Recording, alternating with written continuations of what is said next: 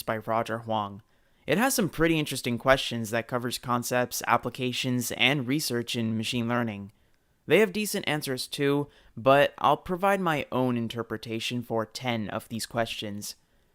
Depending on how you guys like this, I'll make answering interview questions a series on the channel.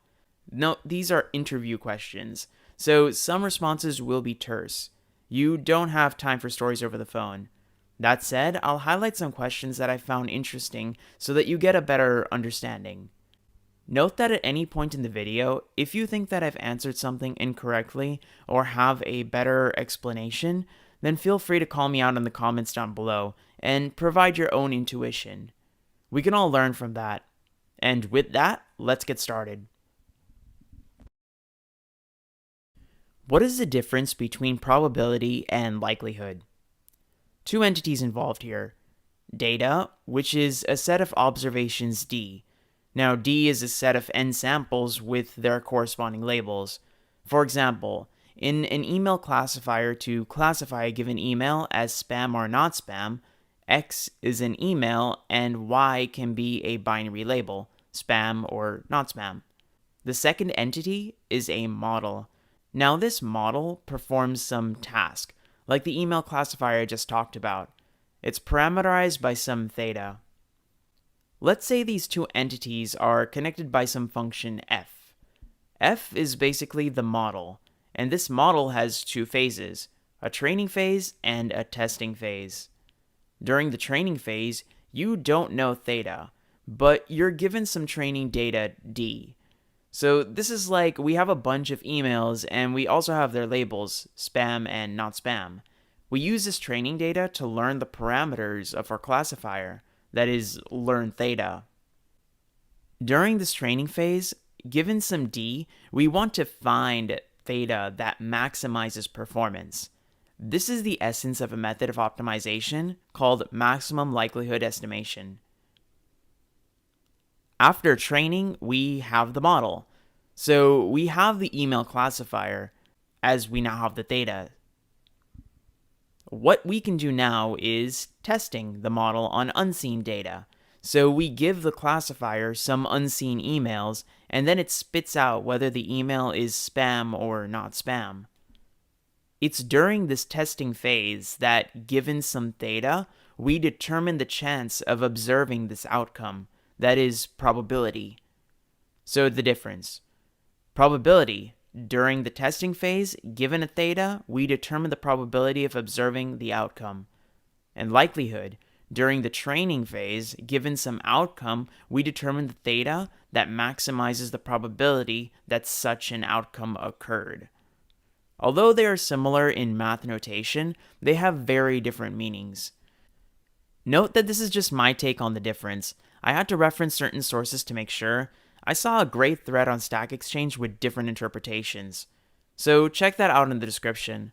Like I said in the beginning of the video, if you have a better explanation to this answer, or any of the answers that I provide, feel free to call me out in the comments down below.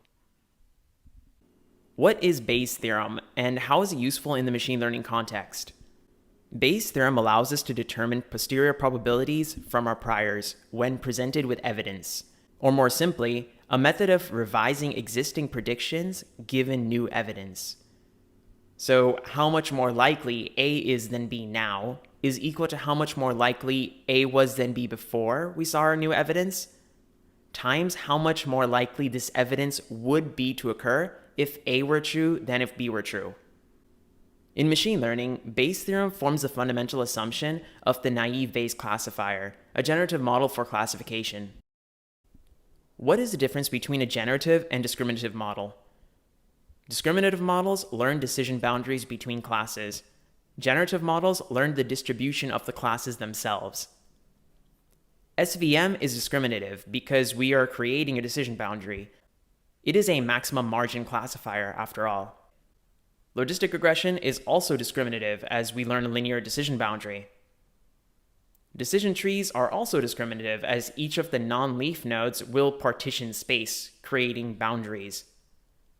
Naive Bayes classifiers are generative as they learn the distributions of the classes themselves. Another difference is susceptibility to outliers. Say we build a system where the distribution of the cross-validation or test data is different from the training data. It is much easier to adjust the distribution than change the nature of a decision boundary. So generative models work better with outliers here. Again, if you are certain that the test data classes will have the same distribution as your trained data classes, then it might not be of concern. However, this can very well happen in the real world. A mathematical take. During the training phase, many parametric models have the same start point, maximum likelihood estimation. This is what I talked about while discussing the first question, distinguishing probability and likelihood. During the training phase, given some data, we determine the parameters of the model, theta, such that the model performance is maximized. In discriminative models, we maximize the conditional likelihood. That is, we maximize conditional probability given the model parameters. While in generative models, like the naive Bayes classifiers, we maximize the joint likelihood. That is, the joint probability given the model parameters.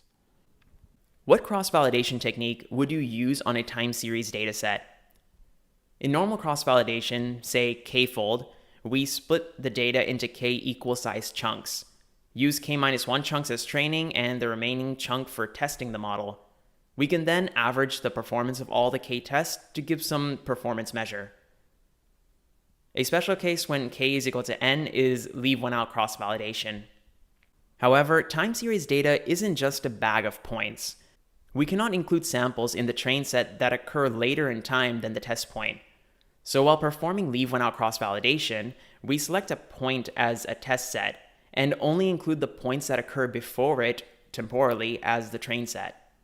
There are situations when we may want a multi-step forecast, so we only include the points in the train set that are taken at least some time t before the test point. How is a decision tree pruned? Pruning involves the removal of nodes and branches in a decision tree to make it simpler, so as to mitigate overfitting and improve performance. Say we constructed a decision tree, and we have a validation set. For each leaf node, we can determine the node purity. Ideally, we want the nodes to be as pure as possible for high accuracy. But it's very easy to overfit, so much so that the leaf nodes may only have a single data point. We can mitigate this by pruning the decision tree. Consider a method called cost-effective pruning.